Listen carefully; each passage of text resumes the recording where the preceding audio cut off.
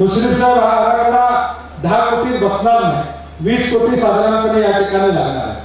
आणि तुमची आमची जोडी ही महापालिकेत आहे, राज्यात आहे, केंद्रात आहे आणि दोन्हीकडनं वाटणी व्यवस्थित आली तर मग सगळ्यालाच मदत चांगल्या पद्धतीने या ठिकाणी होऊ शकते. आदिल आई तुझ्यासाठी सांगते, या मुख्यमंत्र्यांच्या 100 कोटीतून हे 10 कोटी मी काढून घेतलेले आहे. आता मुश्रीफ साहेबांच्याकडे पुढचे 10 कोटी उपमुख्यमंत्र्यांच्याकडे काढून घ्यायची जबाबदारी ही त्यांची या ठिकाणी असणार आहे. पक्षाची सत्ता या महापालिकेमध्ये आली पाहिजे, पक्षीय राजकारण या महापालिकेमध्ये आलं पाहिजे. गेल्या 15 वर्षाच्या अपक्षांच्या राजकारणानं काय दिवे लावलेले आहेत याचं उत्तर साहेब तुमच्या लोकसभेच्या उमेदवारांना दिलं पाहिजे माझ्यावर टीका करण्यापेक्षा.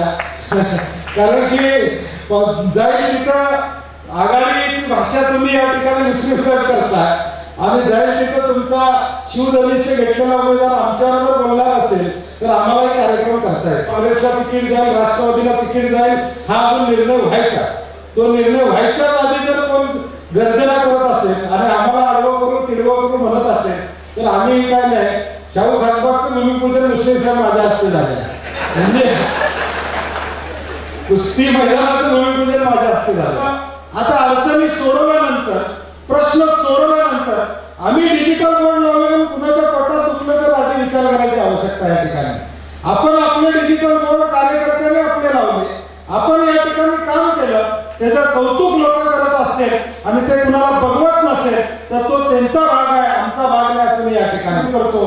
की आता तुमच्या निवडणुका झालेल्या आहेत, आमच्या आल्या तेवढं लक्षात या ठिकाणी ठेवा आणि चांगल्या पद्धतीचं काम या शहरामध्ये असेल, आमच्या दोन्ही संपूर्ण महापालिका क्षेत्रामध्ये आपल्या सर्वांच्या माध्यमातून व्हावं.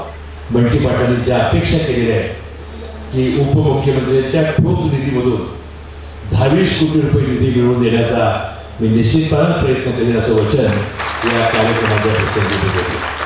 त्या अंबाबाईचं दर्शन घेण्याचे येत आहेत त्याच्या सुविधा करणे हे सुद्धा महानगरपालिकेचं आमचं लोकप्रतिनिधी म्हणून आमचं काम आहे मी समजतो आणि यालाही लक्ष घालणं ते आम्ही निश्चितपणे करू. मी आज कॉम्रेड गोविंदराव पानसरे साहेबांचं भाषण वाचलं.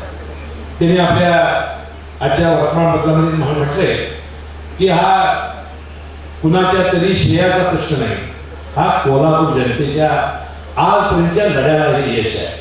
मी त्यांच्या या म्हणण्याचं मी स्वागत करतो. जरी बंटी पाटील यांनी निमित्त मात्र दिले असतो, कोल्हापूरची जनता या पाण्यासाठी आसुसली होती, कोल्हापूर जनतेचा सातत्य हा प्रश्न होता, म्हणून हा कोल्हापूरच्या जनतेचा विजय आहे, त्यांचं खरं श्रेय असं मी मानतो. तर ही चंद्राच्या अंमलाखाली जात आहे. निर्मळपणा, सात्विकपणा, ध्येयवादी प्रांजळपणा यासाठी कर्क राशीच्या व्यक्ती प्रसिद्ध आहे. चंद्राची प्रसन्नता, शीतलता या राशीत आहे.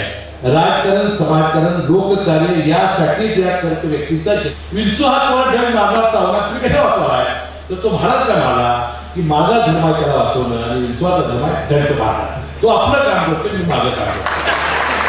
म्हणून तुम्ही किती लोक म्हटला तर मी मिटवण्याचा प्रयत्न करणारच. शेवटला मला यश मिळो, परंतु हे चांगलं काम मी करण्याचा विडा उचललेला आहे आणि ते मी करत राहणार आहे अशा प्रकारची अपेक्षा व्यक्त करतो. आणि ही जागा म्हणजे की राष्ट्रवादी काँग्रेस पक्षाची आहे, आपण ती सोडावी अशी मी विनंती करतो आणि आपण घेतो.